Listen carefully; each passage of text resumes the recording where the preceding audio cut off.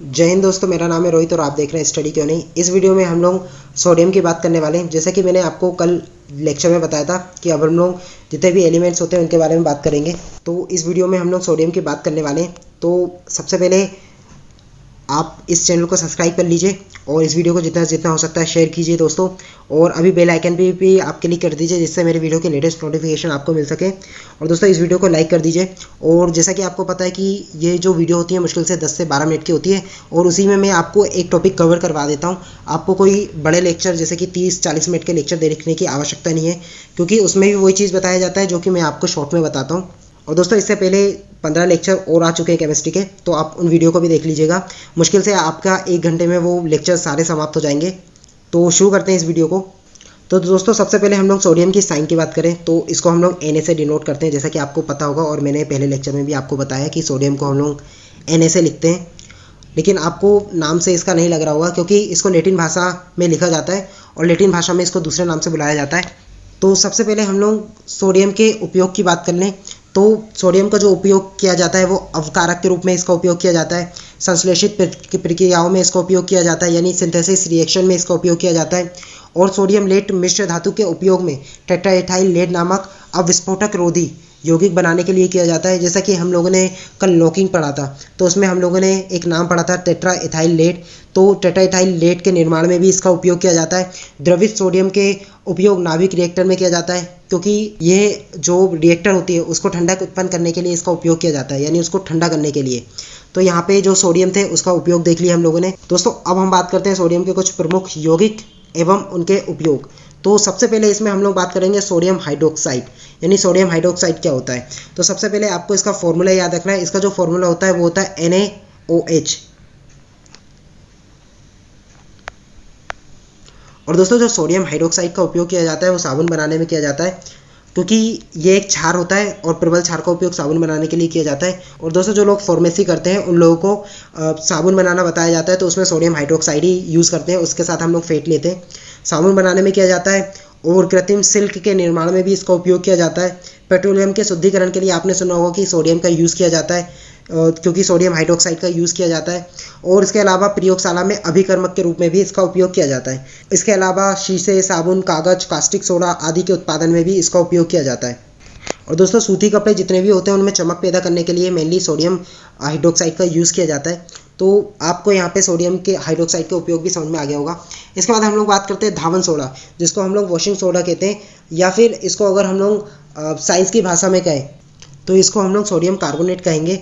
और दोस्तों जो इसका फॉर्मूला होता है वो होता है Na2CO3 × 10H2O। तो आपको यहाँ पे सोडियम कार्बोनेट का फॉर्मूला भी याद रखना है। और जैसा कि आपको पता चल गया होगा इसका उपयोग हम लोग कपड़े धोने में करते हैं और इसे सोडा ऐश भी कहा जाता है। और साबुन, बोरेक्स, कांच, कास्टिक सोडा इत्यादि के निर्माण में इसका उपयोग किया जाता है। जल की स्थायी कठोरता को दूर करने के लिए भी इसका उपयोग किया जाता है, यानी उसको मृदु बनाने के लिए इसका उपयोग किया जाता है, जल को मृदु बनाने के लिए। और घरेलू कार्यों में धुलाई के संबंधित कार्यों के लिए इसका उपयोग किया जाता है। तो आपको यहाँ पे सोडियम कार्बोनेट का यूज़ समझ में आ गया होगा कि सोडियम कार्बोनेट का उपयोग क्या होता है, और आपको यहाँ पे उसका फॉर्मूला भी पता चल गया होगा। इसके बाद दोस्तों हम लोग बात करते हैं खाने के सोडे की, यानी ईटिंग सोडा। तो दोस्तों जो ईटिंग सोडा होता है इसको हम लोग सोडियम बाइकार्बोनेट कहते हैं और इसका जो फॉर्मूला होता है वो होता है NaHCO3। दोस्तों यहाँ पे H लग गया इसलिए इसको बाइकार्बोनेट कहा जाता है। तो आपको याद रखना है इसको सोडियम बाइकार्बोनेट कहा जाता है।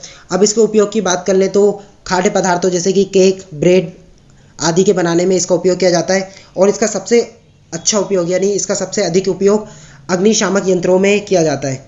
तो आपको इसका उपयोग भी समझ में आ गया होगा। और इसके अलावा इसका उपयोग इसका उपयोग पेट की अम्लता को दूर करने के लिए भी किया जाता है और इसका उपयोग औषधि के रूप में भी किया जाता है, जैसे कि हमने अभी देखा। इसके बाद हम लोग बात करते हैं ग्लोबल सॉल्ट की। तो दोस्तों जो ग्लोबल सॉल्ट होता है इसका फॉर्मूला होता है Na2SO4, यानी ये सोडियम सल्फेट होता है और इसके साथ 10 मॉलिक्यूल वाटर के भी होते हैं। और दोस्तों जो इसका उपयोग किया जाता है वो शीशे के निर्माण में किया जाता है, कागज़ के निर्माण में किया जाता है, औषधि निर्माण में किया जाता है, आदि इसका उपयोग किया जाता है। तो आपको ग्लोबल सॉल्ट के बारे में भी समझ में आ गया होगा। इसके बाद हम लोग सोडियम क्लोराइड की बात करें तो नॉर्मली आपको इसका तो पता होगा, क्योंकि इसका जो फॉर्मूला होता है वो होता है NaCl, और जो आप साधारणतः नमक खाते हैं वो सोडियम क्लोराइड ही होता है। तो उसका उपयोग मेनली खाने वाले नमक के रूप में किया जाता है। और दोस्तों जितना समुद्र का पानी होता है उसमें जितने भी सॉलिड घुले रहते हैं, यानी उसमें जितने भी विलय होते हैं, उनका 75% मात्र सोडियम क्लोराइड पाया जाता है। और दोस्तों ये हाइड्रोफिलिक होता है, यानी जो सोडियम होता है इसको अगर आप खुले में छोड़ देंगे तो ये हवा में से नमी अब्जॉर्ब कर लेगा। इसलिए आपने देखा होगा कि बारिश के दिनों में भी अगर जो नमक होता है वो किसी बॉक्स में या डिब्बी में बंद हो तो उसमें नमी आ जाती है और वो गीला गीला सा हो जाता है। तो आपको यहाँ पे सोडियम क्लोराइड भी समझ में आ गया होगा। इसके बाद हम लोग बात करते हैं सोडियम परऑक्साइड की। तो दोस्तों जो सोडियम परऑक्साइड है इसका जो सबसे पहले हम लोग फॉर्मूले की बात करें तो इसका फॉर्मूला होता है Na2O2। और दोस्तों यहाँ पे आप सोडियम परऑक्साइड देख रहे हैं क्योंकि दोनों में जो सोडियम के साथ 2 ऑक्सीजन है, मतलब हर एक सोडियम के साथ 1 ऑक्सीजन है, इसलिए इसको सोडियम परऑक्साइड किया जाता है। और दोस्तों ये पीले रंग का एक चूर्ण होता है जिसका उपयोग अस्पतालों व जहाज़ों में बंद हवा को शुद्ध करने के लिए किया जाता है। और इसके अलावा इसका उपयोग रंगाई में किया जाता है, प्रयोगशाला में अभिकर्मक के रूप में भी इसका उपयोग किया जाता है, और उसी के साथ साथ इसका प्रयोग ऊन आदि के व्यंजन में भी किया जाता है। तो आपको समझ में आ गया होगा कि जो सोडियम परऑक्साइड होता है इसका क्या यूज़ होता है।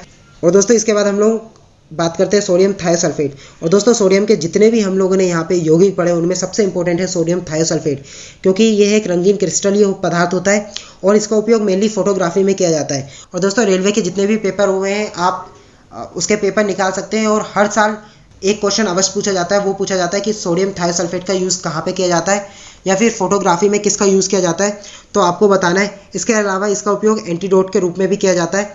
और दोस्तों इसका फॉर्मूला भी पूछ लिया जाता है, तो आपको याद रखना है Na2S2O3 सोडियम थायोसल्फेट का फॉर्मूला होता है। और दोस्तों इसके बाद हम लोग बात करते हैं सोडियम नाइट्रेट की। तो इसका जो फॉर्मूला होता है वो होता है NaNO3, ये सोडियम नाइट्रेट का फॉर्मूला होता है। और दोस्तों इसका उपयोग चिली सॉल्टपीटर के रूप में किया जाता है। और दोस्तों रेलवे और SSC में क्वेश्चन पूछे जा चुके हैं ये कि बताइए कि चिली सॉल्टपीटर का फॉर्मूला क्या होता है, तो आपको बताना है NaNO3 होता है। और उसके अलावा इसका उपयोग उर्वरक के रूप में भी किया जाता है, क्योंकि आपको पता है कि जो नाइट्रोजन होता है वो अच्छा उर्वरक माना जाता है। और इसी के साथ साथ इसका उपयोग नाइट्रिक एसिड के निर्माण में किया जाता है, यानी HNO3 के निर्माण में किया जाता है इसका उपयोग। तो आपको यहाँ पे सोडियम नाइट्रेट भी समझ में आ गया होगा। इसके बाद हम लोग बात करते हैं सोडियम बेंजोइड की।